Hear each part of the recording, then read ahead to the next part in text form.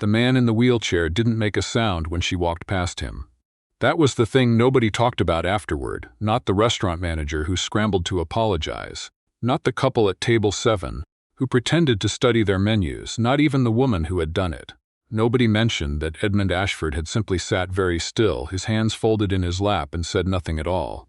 Nora Baxter had seen it happen from across the room. She was carrying 2 plates of halibut toward table 4 when the woman, tall, in a cream blazer, the kind of woman who made every entrance feel deliberate, spotted the wheelchair and stopped walking. Just stopped.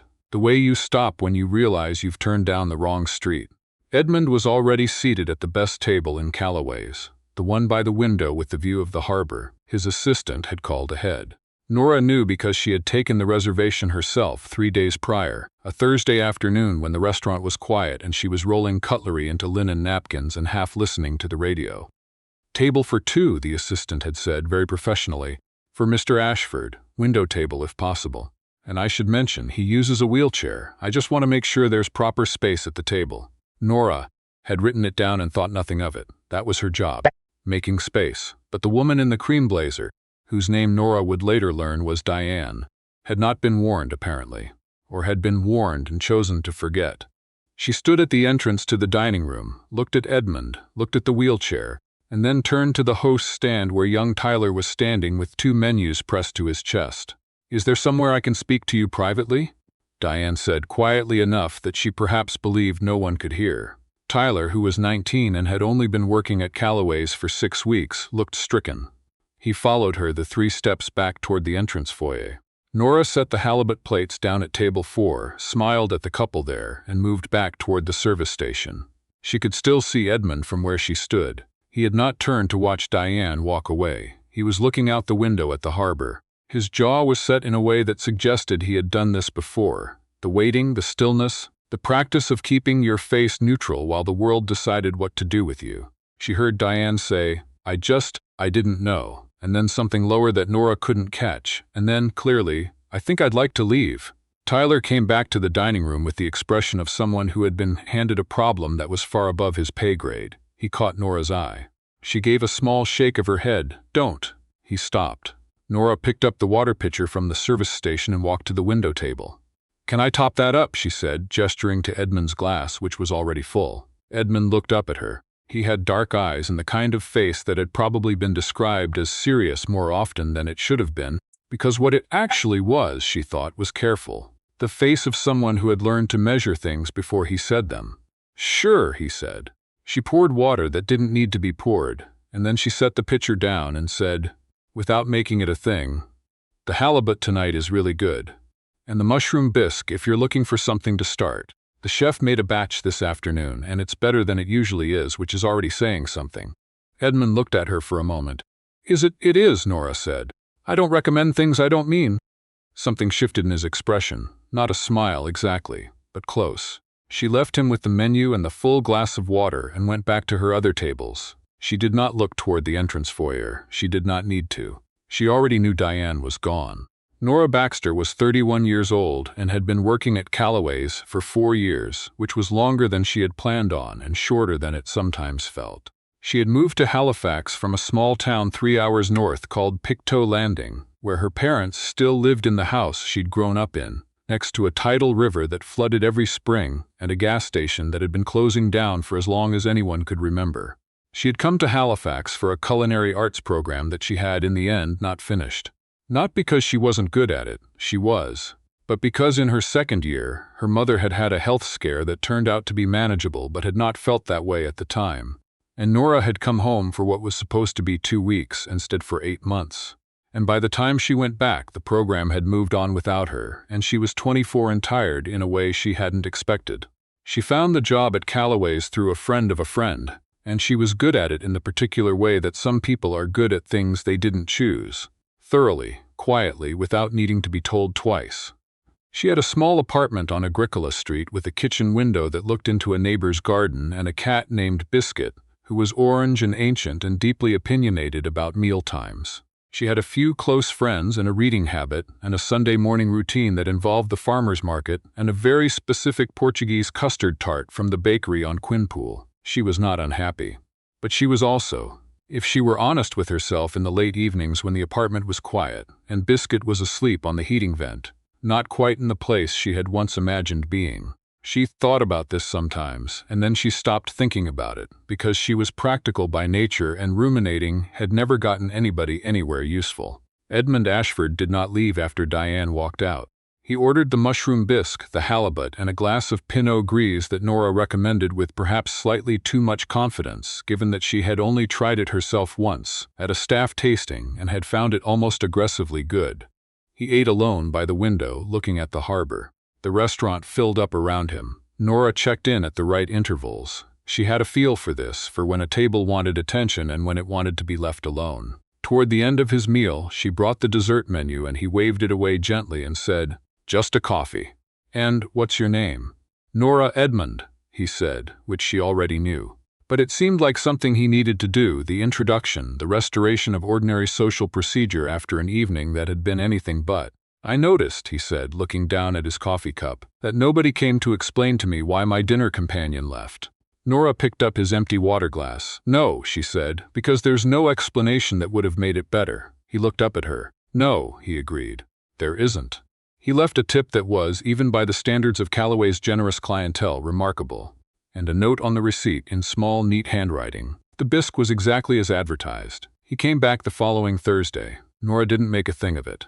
She greeted him, led him to a table. Not the window table this time, he'd asked for something more interior, quieter, and brought him water and the evening specials and left him to decide. He ordered the lamb. He asked for her recommendation on the wine. She gave it without hesitation.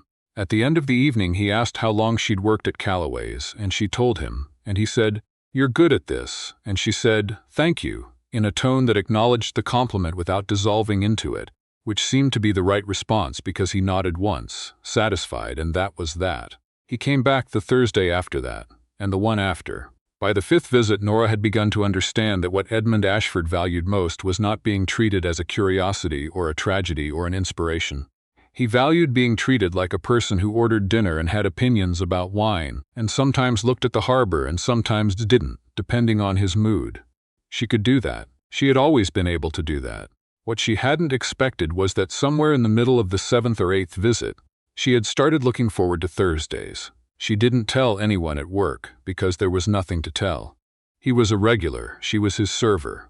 That was the complete and accurate description of the situation. She told her friend Pam about him because Pam had been her closest friend since Nora had moved to Halifax and had an excellent track record of listening to things without immediately constructing a narrative about them. He's thoughtful," Nora said. They were sitting in Pam's kitchen on a Saturday afternoon, and Pam was making soup and Nora was sitting on the counter the way she always did, which drove Pam slightly crazy and which Pam had never actually asked her to stop. "Thoughtful how?" Pam said, "not a question, just an opening. He asks questions and then actually listens to the answers. Last week he asked what I was reading, and I said a biography of Nellie McClung, and he said he'd read it, and we talked about it for about 10 minutes, and it was the most interesting conversation I'd had all week." She paused. "Which maybe says something about my week, or about him," Pam said. Nora looked out the kitchen window. The neighbor's maple was starting to turn. October in Halifax was the color of good things ending gracefully. "He's also my customer," she said. "I know," said Pam, and stirred the soup and let that sit there. In his professional life, Edmund Ashford was the kind of man whose name appeared in the business section of the Chronicle Herald, in the context of acquisitions, board appointments, and occasionally philanthropy. He had built a technology consulting firm from a genuinely small operation, him, a laptop, and a borrowed office in a Dartmouth shared workspace, into something with offices in Halifax, Toronto, and Calgary. He was 42 years old. He had, as far as Nora could gather from the things he said and the things he didn't, been in the wheelchair for 6 years, following an accident on a ski trip that had resulted in a spinal cord injury serious enough to be permanent and not serious enough to slow down very much else about him. She learned this in pieces over weeks, the way you learn things about people when you are paying attention without making it obvious that you are paying attention. She learned that he had a sister in Vancouver he spoke to every Sunday, that he read history and naval biography and, somewhat unexpectedly, British detective fiction, that he had a self-deprecating sense of humor that appeared only occasionally, like a door left ajar, and that when it appeared it was genuinely funny. She learned that the accident was not something he discussed, but that when it came up obliquely, the way it sometimes does, when you're talking about something else and the shape of a life comes briefly visible through the words, he didn't flinch from it either. He had made a kind of peace with it that was not resignation and was not performance. It was just the geography of his life now, and he knew it well. What she also learned, though she wouldn't have put it this way to Pam or to anyone else, was that she thought about his hands when she wasn't at work, the way he held a wine glass, the way he wrote that note on the receipt the first night, the way he had sat by the window and been so terribly, carefully still. In the second week of November, Edmund asked if she would have coffee with him. Not at the restaurant, outside of it. She had been clearing the table next to his, stacking side plates, and he had said it the way he said most things, straightforwardly, without ceremony, as if he had thought about whether to say it and concluded that the answer was yes. Coffee, she repeated, or tea, or a walk if you prefer. I'm not particular about the form. He looked at her with those careful eyes. I am particular about the company. Nora set the side plates down. She thought about the things she knew about him and the things he didn't know he'd told her, and the Thursdays she had started looking forward to, and the maple in Pam's backyard turning the color of good things, ending gracefully. Saturday morning, she said. I know a place on Quinpool. The bakery on Quinpool was warm and smelled of custard and cardamom, and the woman at the counter knew Nora's order before she gave it. Edmund navigated the narrow entrance without comment and found a table near the back that had enough space, which Nora had thought about in advance but pretended not to have thought about, because she didn't want him to feel managed. He did not feel managed. Or if he did, he didn't say so. They talked for 2 hours. About Halifax and Pictou Landing and the tidal river that flooded every spring. About his sister in Vancouver, who was a marine biologist and who he described as exhaustingly accomplished.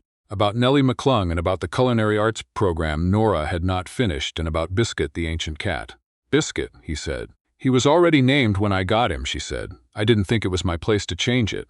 Edmund looked at her across the small table. That's very considerate of you. He's very opinionated, she said. I didn't want to start something. That was when he actually laughed, properly, without the slight restraint that was usually there. It changed his face completely, the way a window changes a room. Nora looked down at her custard tart and thought, oh, this is a problem. It wasn't a problem, exactly. It was just something she had not planned for and did not know where to put. She went on 3 more Saturday mornings with Edmund before the situation became complicated, not by her feelings or his, which had become, over those mornings, something that existed in the space between them as clearly as the coffee cups and the conversation, but by his mother.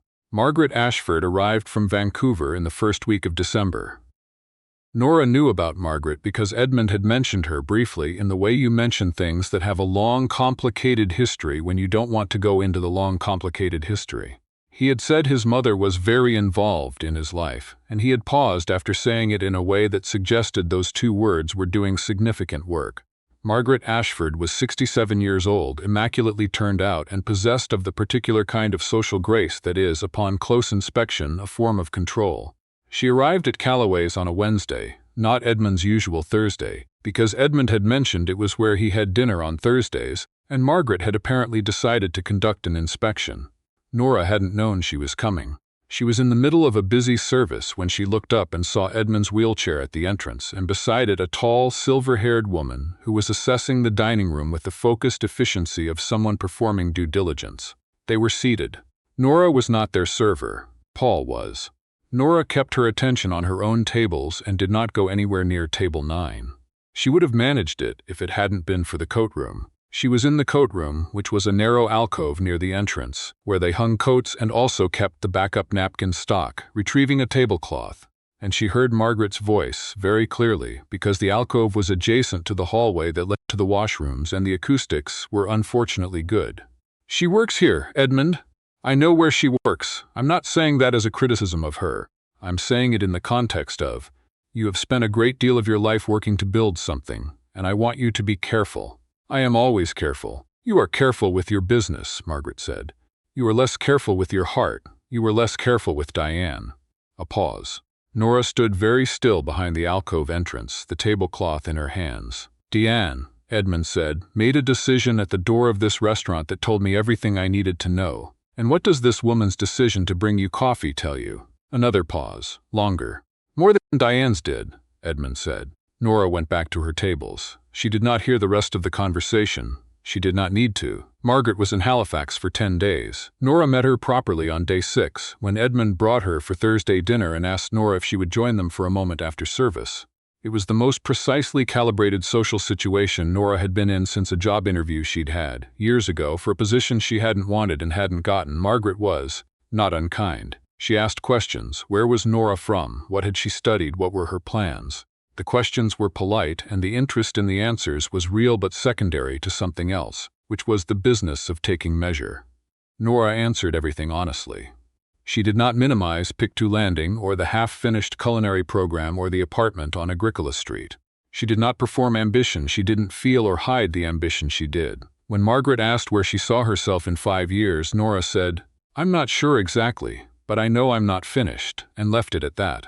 Margaret looked at her for a moment that felt somewhat longer than it was. "Edmund says you recommended the bisque," Margaret said. "On his first visit," Nora said. "Yes, and you were right?" "I was." Margaret picked up her wineglass. "I appreciate a person who recommends things they believe in. It wasn't an endorsement, but it wasn't nothing." The situation that Nora could not have anticipated, and that Edmund could not fully have predicted, and that nobody later was entirely able to explain the full logic of, began in January. Her manager at Callaway's was a man named Robert Ferris. Robert Ferris was in his mid-50s and had been managing restaurants for 20 years, and was in most respects entirely competent and unremarkable. In one respect he was neither. He had over the course of the fall developed a habit of finding reasons to speak to Nora outside of service hours, in the supply room, near the coat alcove, once in the parking lot at the end of a shift, which she had handled by getting into her car very quickly and not looking in the rearview mirror. She had told herself it was awkward but manageable. She had told herself she was imagining the shape of it. She had told herself these things because she needed the job and because she was by habit someone who tried to be fair. In January, he asked her to stay after service on a Friday night. The restaurant was empty. The kitchen staff had gone. Robert sat across from her at the bar with 2 glasses of wine he had poured without asking, and said, with a directness that was almost impressive in its wrongness, that he had been thinking about her and that if she was interested, things could be made very comfortable for her, in terms of shifts, in terms of her position at the restaurant. Nora looked at the wineglass she had not touched. "No," she said. Robert looked at her the way people look when they've rehearsed the conversation and the other person has departed from the script. "I think," he said, "you should think about it." "I have thought about it," Nora said. "The answer is no." She walked out of the restaurant that night and stood on the sidewalk in the January cold and understood, with a clarity that felt like something dropping into place, that she had just made a decision that was going to cost her. It cost her the following week when Robert found a reason. Scheduling, he said. Restructuring of the service team, to reduce her shifts from 5 to 2, then to 1. Then in February she was told that Callaway's was moving in a new direction and that her contract would not be renewed. She went home that evening and sat on the kitchen floor with her back against the counter, and Biscuit walked over and sat on her feet, which was his highest expression of solidarity, and she stayed there for a while. Then she got up and made tea and called Pam. She did not tell Edmund immediately. She told herself it was because she didn't want to burden him with it, but the more honest reason was that she didn't want him to do anything about it. Didn't want to be a thing that needed fixing. Didn't want to arrive in his life as a problem to be solved rather than a person to be known. She found 2 shifts at a cafe on Barrington Street and applied for 3 other positions and tried not to think too much about the fact that Robert Ferris was still running Callaway's and she was the one out of work. She told Edmund on a Saturday morning at the bakery, 3 weeks after she'd left. She told him plainly. She did not soften it and she did not dramatize it. She said what had happened and what she had said and what had happened after. Edmund was very quiet for a moment. "Nora," he said, "I didn't want you to." "I know," he said. "I know what you didn't want." He looked at the table. "Will you let me be angry about this for a moment?" It was not exactly a question. "Yes," she said. He was quiet for a moment in a way that was very different from his usual quiet. Then he picked up his coffee cup and set it down again and said, Okay, she said. "I've been angry," he said. "Now tell me what you actually want to do, not the cafe on Barrington Street, what you want." She looked at him. "I want to run my own kitchen," she said. "I've wanted it for a long time, I just stopped saying it." "Then say it," he said. "And then let's talk about what that would actually take." It took, as it turned out, a year. Not because of Edmund's money. She was very particular about the structure of things, insisted on a loan with terms drawn up by a lawyer, terms she could meet on her own. He didn't like it. She didn't ask him to like it. "You're very stubborn," he said. "I know," she said. "So are you. We manage." What he gave her that could not be structured into terms was his knowledge of the business, of the Halifax restaurant market, of the particular arithmetic of a small culinary operation trying to become something. He had 20 years of hard thinking about how businesses grew and where they failed, and he gave her all of it, freely, at Saturday morning tables over cooling coffee. She opened Burnham & Co., not his name, not hers, the name of no one, a name that felt like a door into somewhere. In the spring of the following year, in a renovated space on Agricola Street, 2 blocks from her apartment, the menu was small and precise and changed seasonally. The room held 42 people. The bisque, a different bisque, her own version, with roasted leek and aged cheddar, was, from the first week, the thing people came back for. Robert Ferris came in once, in the 3rd month, apparently not having understood which Nora Baxter this restaurant belonged to. She was in the kitchen when her front-of-house manager, a capable young woman named Addie, came back and told her, "Do you want me to?" "Seat him," Nora said. "Give him good service. Send him the bisque." She did not go out to the dining room that evening. She did not need to. She had a kitchen to run. The evening that Margaret Ashford changed her mind about Nora. Finally, fully. Not just the measured acknowledgement she had offered over the wineglass at Calloway's, but the real thing, the thing without reservations, was not a dramatic evening. It was not an event Nora could have planned for.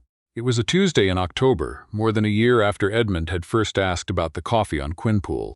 The restaurant had been open for 6 months. Edmund was at table 3, which was his table now, the one with the good angle on the open kitchen and enough room. Margaret was in Halifax again. She was at table 3 with Edmund, and Nora was not serving but cooking, and she did not know Margaret was there until the end of service when Addie told her. She came out to say hello. She was wearing her chef's whites, which she had been told looked good on her, and which she had worn long enough to have stopped thinking about. Margaret looked at her for a moment, across the table. Then she said, "The roasted leek bisque." "Yes," Nora said. "It's the best thing I've eaten in Halifax," Margaret said. "In 30 years of coming to Halifax." The way she said it, the precision of it, the 30 years, the way she delivered it like a thing she had thought about before she said it, told Nora that it was not only about the bisque. Edmund was looking at his mother. Margaret looked at Nora. "I owe you an apology," she said, "for the impression I gave you when we met. I was," she paused, with the particular dignity of someone who does not apologize often. "I was more interested in deciding what you were than in learning who you were. That was unfair." "It was also," Nora said, "understandable." "It was both," Margaret said, "but understandable doesn't cancel the unfair." Nora nodded. She appreciated this. "Sit with us for a moment," Margaret said, "if you can." Nora looked at the kitchen. The last tickets had gone. Addie had things in hand. She sat. The night Edmund proposed, he did it without a speech. They were at her apartment, at the kitchen table, where they had eaten takeout ramen because neither of them had felt like going anywhere, and he reached into his jacket pocket and set a small box on the table between them and said, "I've been carrying this around for 3 weeks waiting for the right moment, and I've realized there isn't one. There's just this." Nora looked at the box. "I want a life with you," Edmund said, "the ordinary kind. Breakfast and arguments and biscuit complaining about his food and Saturday mornings. I want that." She opened the box. The ring inside was simple, a pale gold band with a single blue-green stone that looked like ocean water when the light came through it at an angle. "Edmund," she said. "I know," he said. "Take a minute if you need one." "I don't need one," she said. She put the ring on her own finger because her hands were closer and looked at it for a moment and then looked at him. "Yes," she said. He let out a breath. She hadn't realized he'd been holding it. "Biscuit," she said. He looked at the cat, who was sitting on the heating vent across the room, regarding this entire proceeding with the profound indifference of a creature who has survived 12 years on this earth and considers human ceremonies somewhat beside the point. "Do we need his blessing?" Edmund asked. "We might," she said.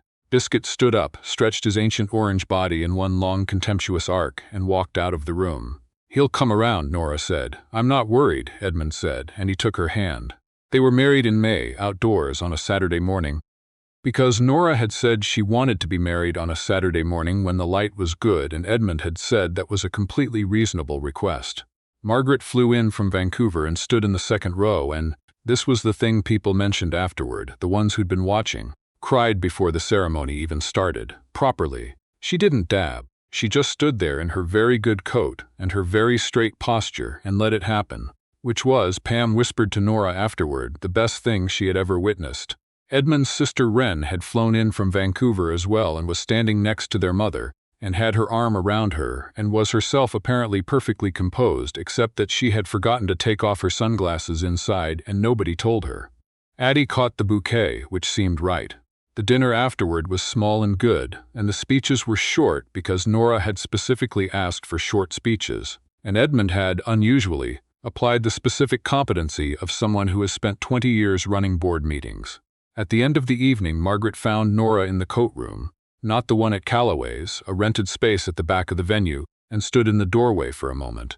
"I want to give you something," Margaret said. She was holding a small velvet bag, the kind that comes from a jeweler. She held it out. Inside was a bracelet, old gold, with a clasp that had been repaired at some point, the repair visible if you looked closely.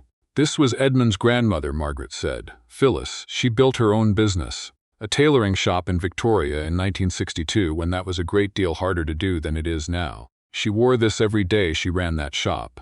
Nora held it carefully. "She would have liked you," Margaret said. "For the bisque, if nothing else." And then she smiled fully, for the first time, the kind of smile that is related to but distinct from the composed social expression she usually wore, and it transformed her face into something that Nora could see had made Edmund's face when he was young. "Thank you," Nora said. "Thank you," Margaret said, "for not giving up on the difficult things." 9 months later, Edmund was in the middle of a quarterly review call with the Toronto office when his assistant knocked on his office door and held up a sign that said, "Nora, Hospital Now." He ended the call without ceremony. The drive to the IWK was the longest 12 minutes of his life, which was a life that had included some considerable low points, and he knew it. He found Nora in a room on the 3rd floor, not in distress, eating crackers from a small plastic packet with the focused dedication of someone who has been told to keep their blood sugar up. "The crackers here are terrible," she said. "Are you all right?" he said. "I'm completely fine." She held out the ultrasound printout. "We're both completely fine." He took the printout, looked at it for a long time. "Nora," he said. "I know," she said. He sat beside her and she put her head on his shoulder, and outside the window, Halifax was doing what Halifax does in February. Gray sky, salt air, the harbor gray-blue and restless under a low cloud. And neither of them said anything for a while because there wasn't anything to say that wasn't already there in the room. Later, when they called Margaret, she picked up on the second ring, and when Edmund said, "Mum, I have some news," she said, before he could finish the sentence, "I know." "You can't possibly know," he said. "A grandmother knows," Margaret said, very serenely, from Vancouver. Edmund looked at Nora across the kitchen table and mouthed, "How?" Nora shrugged, eating her crackers, and for the first time in as long as she could remember, she was exactly where she had always meant to be, even though she could never have told you, when she was younger, what it was going to look like.